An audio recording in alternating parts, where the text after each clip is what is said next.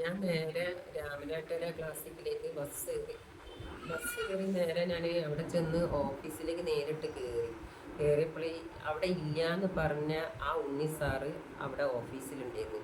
ഞാൻ സാറിന് ചോദിച്ചു, സാറ് നിങ്ങളെല്ലാം ഇവിടെ ഇല്ല എന്ന് പറഞ്ഞത്?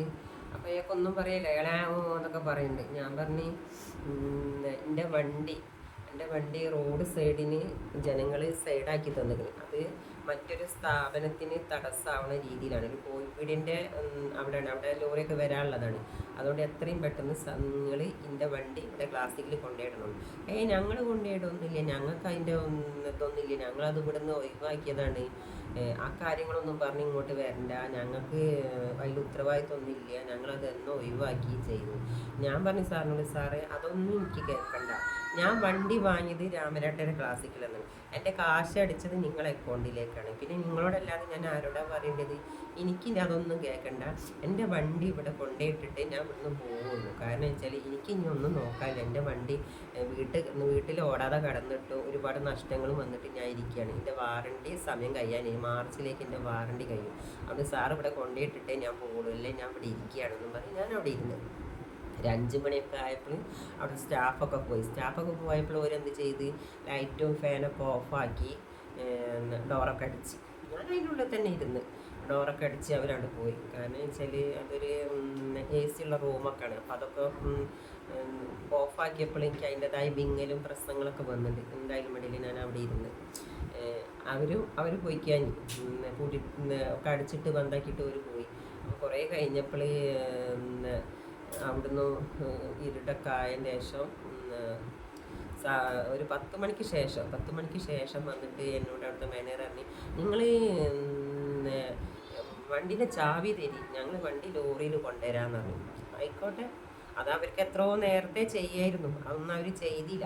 ഈ 10 മണിക്ക് ശേഷമാണ് എന്നോട് ചാവി അവർ വാങ്ങുന്നത്. ചാവി വാങ്ങി കൊണ്ടുപോയിട്ട് വണ്ടി എത്ര മണിക്ക് തിരിച്ച് കൊണ്ടുവരുന്നെന്ന് കറക്റ്റ് എനിക്ക് പറയാനറിയില്ല. എന്തായാലും 10 മണിക്ക് ശേഷമാണ് എന്നോട് ചാവി വാങ്ങിയത്. ചാവി വാങ്ങി കൊണ്ടതിന് ശേഷം കുറേ കഴിഞ്ഞതിന് ശേഷം എൻ്റെ വണ്ടി ലോറിയിൽ അവർ കൊണ്ടുപോയിട്ടതിന് ശേഷം എന്നോട് പറഞ്ഞു, ഇനി നിങ്ങൾ ഇവിടുന്ന് ഇറങ്ങിക്കോളി, വണ്ടി ഇവിടെ കൊണ്ടുപോയിട്ടില്ലേ, നിങ്ങൾ ഇവിടുന്ന് ഇറങ്ങിക്കോളി, നാളെ രാവിലെ ഓഫീസിലേക്ക് വരി, നമുക്ക് ഓഫീസിൽ ഇരുന്നിട്ട് സംസാരിക്കാമെന്ന് പറഞ്ഞു. ഒരു രാത്രി ഒരു പെണ്ണിനെ ആ ഷോപ്പിൽ നിന്ന് ഇറക്കി വിടുകയാണ് ചെയ്യുന്നത്.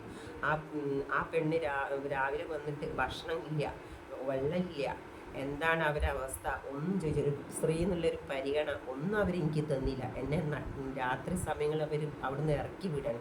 അവരെങ്ങോട്ട് പോകണം ഒന്നും അവർ ചിന്തിച്ചില്ല. ഞാനിവിടെ വീട്ടിലെത്തുമ്പോൾ ഒരുപാട് സമയമായിരിക്കുന്നു. എൻ്റെ വീട്ടിൽ എൻ്റെ 2 മക്കൾ മാത്രമേ ഉണ്ടായിട്ടുള്ളൂ. അവരെ ടച്ചിട്ടാണ് ഞാൻ പോയത്. ഞാൻ എന്തായാലും അത് കഴിഞ്ഞ് വീട്ടിൽ ചെന്നതിന് ശേഷം ഞാൻ കിടന്ന് അവിടുന്ന് രാവിലെ ഇവർ പറഞ്ഞ മാതിരി ഓഫീസിലേക്ക് രാവിലെ ഞാൻ വന്ന് സംസാരിക്കാൻ വന്ന സമയത്ത് നല്ലപോലെ ഞാൻ ഓഫീസിലേക്ക് വന്നത്. ഓഫീസിൽ വന്നത് എന്താ പറയുക, ഞാൻ പറഞ്ഞു നിങ്ങൾ സംസാരിക്കാൻ വേണ്ടിയിട്ട് വരാൻ പറഞ്ഞതല്ലേ, ഞാൻ ആരും കൂട്ടിയില്ല, ഞാൻ തനിച്ച് തന്നെയാണ് പോയത്. അപ്പോൾ സംസാരിക്കുക ഇരുന്നപ്പോൾ ഇങ്ങോട്ട് ഇരിക്കുമെന്ന് പറഞ്ഞിട്ട് സംസാരിക്കുക, എന്താ സംസാരിക്കുക, ഞങ്ങൾ പറയുന്നത് നിങ്ങൾ കറക്റ്റ് മനസ്സിലാക്കണം. കാരണം വെച്ചാൽ ഞങ്ങൾ ഇവിടുന്ന് ഒഴിവാക്കിയ നിങ്ങളെ ഇലക്ട്രിക് വണ്ടീൻ്റെ എല്ലാ സിസ്റ്റങ്ങളും ഇവിടുന്ന് ഒഴിവാക്കി. അതുകൊണ്ട് ഞങ്ങൾക്ക് ഇനി ഒന്നും ചെയ്തു തരാൻ കഴിയില്ല. അപ്പോൾ അതുകൊണ്ട് അത് മനസ്സിലാക്കിയിട്ട് നിങ്ങൾ നീങ്ങണോ, ഞങ്ങൾക്ക് ഇനി ഒന്നും ചെയ്തു തരാൻ കഴിയില്ല, ഞങ്ങൾ ഉത്തരവാദിത്തം ഫുള്ളും കഴിഞ്ഞ്. അങ്ങനെ ഇടതും വലുതും 2 സർവീസ് മാനേജറും ഉണ്ണിസാറെന്ന് പറഞ്ഞ് രണ്ടാളും കൂടി ഇടതും വലുതും നിന്നിട്ട് എന്നെ മാനസികമായിട്ട് ഇങ്ങനെ പറഞ്ഞിങ്ങനെ തളർത്തുകയാണ് ചെയ്തത്. അവർക്കൊന്നും ചെയ്തു തരാനില്ല. അങ്ങനെ അവർ പറയുന്നുള്ളൂ കൂടി അവർ പറയുന്നുണ്ടായിരുന്നു, നിങ്ങളെ പരാതികൾ ഒരുപാടൊന്നും കമ്പ്യൂട്ടറിലില്ല. അപ്പോഴാണ് ഞാൻ ചില സത്യങ്ങൾ മനസ്സിലാക്കുന്നത്. അതായത് എൻ്റെ എല്ലാ പ്രശ്നങ്ങളും വണ്ടീൻ്റെ എല്ലാ കാര്യങ്ങളും കംപ്ലൈൻ്റ് ആവുന്ന സമയത്ത് ഈ മാനേജർ എടുത്ത് ഓഫീസിലേക്ക് നേരിട്ടിട്ടാണ് ഞാൻ വന്ന് പറയൽ. അപ്പോൾ അവർ പറയുന്ന വാക്കുകൾ കേൾക്കണം, നിങ്ങളെ പരാതി ഒരുപാട് കമ്പ്യൂട്ടറിലില്ലാന്ന്. അപ്പോൾ ഞാൻ പറഞ്ഞു, സാറേ അതെനിക്കറിയില്ല, ഇനി ഞാൻ ഡെയിലി ഇങ്ങനെ കയറി വരുമ്പോൾ കമ്പ്യൂട്ടറിൻ്റെ പരാതി ചേർത്തെന്നുള്ള എനിക്കറിയില്ല ഇനി. അപ്പം ഞാൻ എൻ്റെ മനസ്സോടി. അപ്പം ഞാൻ പറഞ്ഞു, എന്നാൽ ഒരു കാര്യം ചെയ്യും സാറേ, നിങ്ങൾ പറഞ്ഞല്ലോ കമ്പ്യൂട്ടറിൽ ഒരുപാട് പരാതി ഇല്ലെന്ന്, എന്നാൽ രേഖാമൂലം നിങ്ങൾക്ക് എന്താ ചെയ്തു തരാൻ കഴിയുന്നത് നിങ്ങൾ എഴുതി തന്നാളിന്നാണ്. അപ്പോൾ പറയാം, അത് ഞങ്ങൾ ഒരിക്കലും ചെയ്യൂല, ഞങ്ങൾ എഴുതി തരാൻ പറ്റൂല, ഞങ്ങൾ അങ്ങനെ ആക്കാൻ പറ്റില്ല. അപ്പം ഞാൻ പറഞ്ഞു, എന്നാൽ നിങ്ങൾ എഴുതി തന്നിട്ടേ ഞാൻ ഇവിടുന്ന് പോകുള്ളൂ.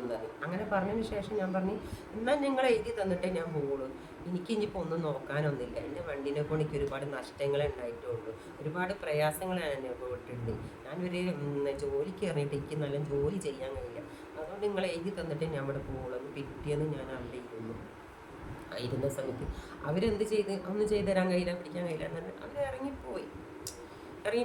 പോണ സമയത്ത് അവർ ലൈറ്റും ഫാനും ഒക്കെ സാധാരണ സ്റ്റാഫ് 5 മണിക്ക് ശേഷം സ്റ്റാഫുകളൊക്കെ പോയതിനു ശേഷം അവർ ലൈറ്റും ഫാനൊക്കെ ഓഫാക്കി ഡോറൊക്കെ അടിച്ച് പുറത്തുള്ള ഗേറ്റ് വരെ